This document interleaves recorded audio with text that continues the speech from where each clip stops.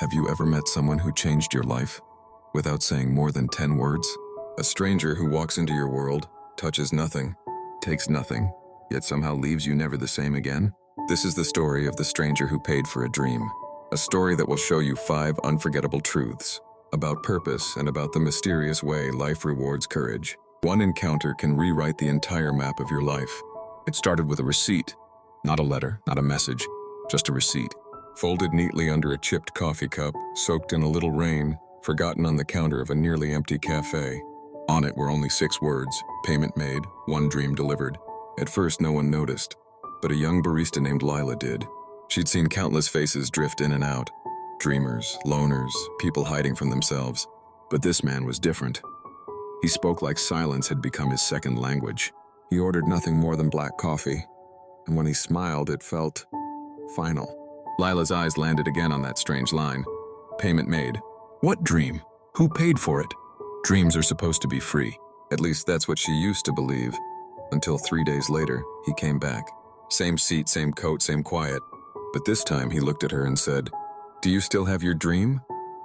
Lila didn't answer, because somewhere between bills, fatigue, and fear, she had lost it. The world had convinced her to shrink her imagination down to survival size.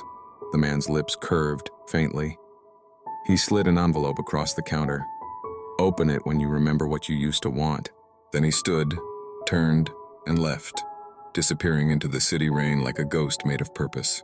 Inside the envelope was a receipt, blank except for one thing. Total, read or free. But somehow Lila felt the air tighten, because deep down she knew nothing in life is ever truly free. That night, for the first time in years, she dreamed. And by morning, she would discover that dream had already been paid for. The morning after that dream, Lila woke up with tears drying on her face.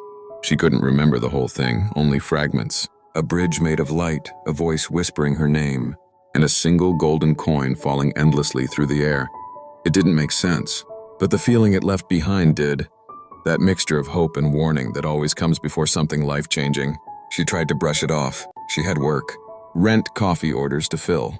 But that envelope, that zero receipt, it haunted her pocket like it was alive. Every sound in the cafe felt louder than usual. The hiss of the milk steamer, the chatter of strangers, the hum of normal life. And for the first time, she didn't want to be normal anymore. At 4:47 p.m., the door opened again. It was him. Same coat, same silence. But this time he looked tired, as if each breath cost him something invisible. He walked straight to the counter. Lila didn't move. She just whispered, "Who are you?" He smiled faintly. Then he handed her a photograph. Old, crumpled, black and white. It showed a little girl standing on a wooden stage, barefoot, clutching a microphone. Behind her was a handwritten banner. Dream Fair, age 9 and under. The girl was Lila. She gasped, "Where did you get this?" The man nodded softly. "You left it in a donation box 15 years ago." She blinked. Her heart dropped. 15 years ago, she had thrown that photo away, along with her dream of singing, after being told her voice wasn't good enough to make it. He continued, "You see, people throw away their dreams every day. Little pieces of themselves they think no one will notice. But dreams don't die. They just wait for someone brave enough to buy them back." Lila felt her hands tremble. "Buy them back?" The man reached into his coat and pulled out a small, shimmering coin, the exact same one from her dream. It gleamed like gold and moonlight combined. "This," he said, "is what's left of your dream. I kept it safe until you were ready to claim it again." Lila's eyes filled. "Why me?" He looked at her with something almost fatherly, sorrowful but proud, "Because you stopped believing, and that's the most expensive kind of debt." Before she could speak again, the lights in the cafe flickered. The air turned cold, heavy. He stepped back, placed the coin on the counter, and whispered, "Remember, every dream has a cost. Some people pay it early, some pay it late, but you," he paused, "you get to pay it in courage." Then just like that, he was gone. No sound, no door creak, no goodbye, just an empty seat, and that glowing coin pulsing softly in front of her. That night, Lila couldn't sleep. The coin felt warm in her palm, like a heartbeat. Every time she closed her eyes, she saw flashes of herself as a child, standing on that same stage, singing her heart out, unafraid of being small, unafraid of being seen. She realized the stranger wasn't really a man. He was something else, a reminder, a reflection, maybe even a fragment of her own forgotten courage made flesh. By dawn, Lila made her decision. She quit her job. She packed one bag, took her old guitar, and headed for the city's open mic night. Not because she thought she'd win, but because she finally understood what the stranger had paid for, her permission to try again. When she stood under those lights, something magical happened. Her voice cracked, but she didn't care. Her hands shook, but she didn't stop.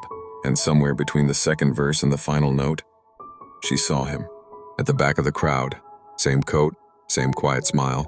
He raised a hand, just once, and then disappeared into the blur of applause. That was the night Lila finally learned.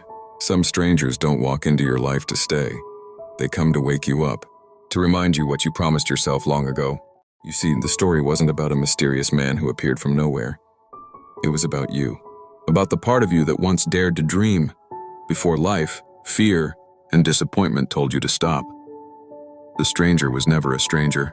He was the reflection of your forgotten self, the brave, foolish, innocent self that still believes something better is possible. Lesson 1. Dreams don't die. People just stop visiting them. You can walk away from your dreams. You can bury them under routine, debt, responsibility, and logic. But they never truly disappear. They sit quietly in the back of your mind, waiting. Every time you feel that strange emptiness, that subtle ache when you see someone else doing what you love, that's your old dream calling your name. And maybe, just maybe, it's time you call back. Because the world doesn't need another tired, realistic soul. It needs one more dreamer brave enough to try again, even when it makes no sense. Lesson 2. Every dream has a cost.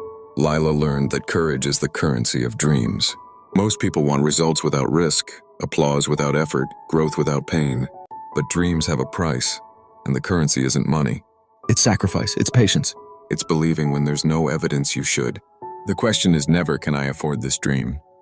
The question is, can I afford to live without it? Lesson 3. The universe sends you reminder in disguise. Sometimes it's a stranger. Sometimes it's a song, a memory, a quote that hits you out of nowhere. Sometimes it's a quiet whisper inside that says, you were made for more than this. Those aren't coincidences.